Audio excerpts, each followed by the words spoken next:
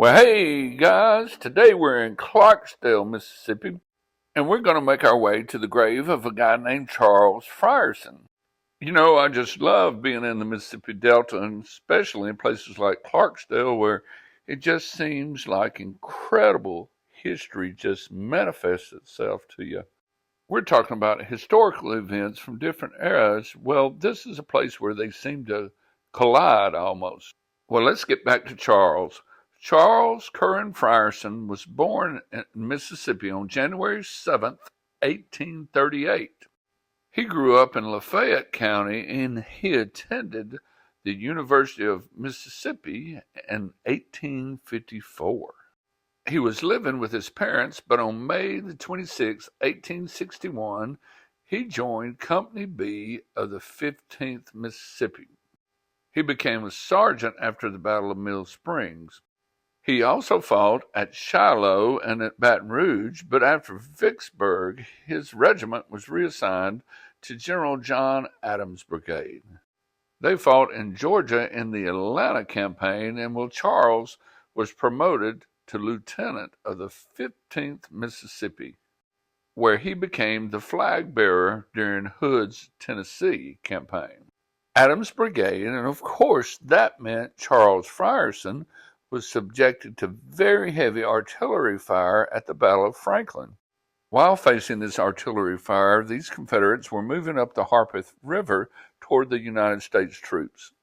As they moved upon the main line of the United States, Confederate General Adams was killed and Colonel Michael Farrell was mortally wounded. Well, Charles was also hit and wounded grievously. He fractured his right hip and thigh.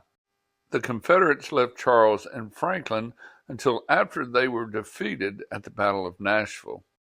At that point, he was taken prisoner and sent to the hospital in Nashville and then transferred to Louisville and eventually Camp Chase, Ohio.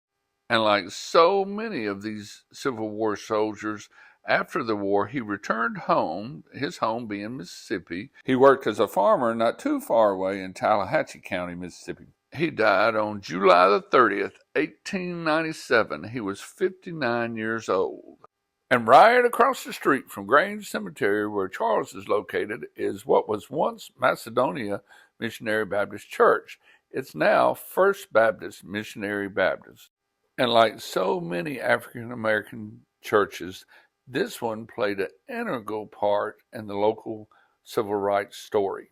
You see, in December of 1961, Dr. Aaron Henry and Medgar Evers organized a boycott from this church.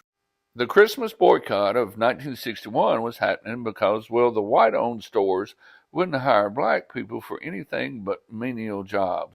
And for some reason, I guess maybe in response to that, the bands from the local black schools were not going to be allowed to be in the Christmas parade. To which Dr. Henry and Medgar Evers created the slogan, "If we can't parade downtown, we won't trade downtown."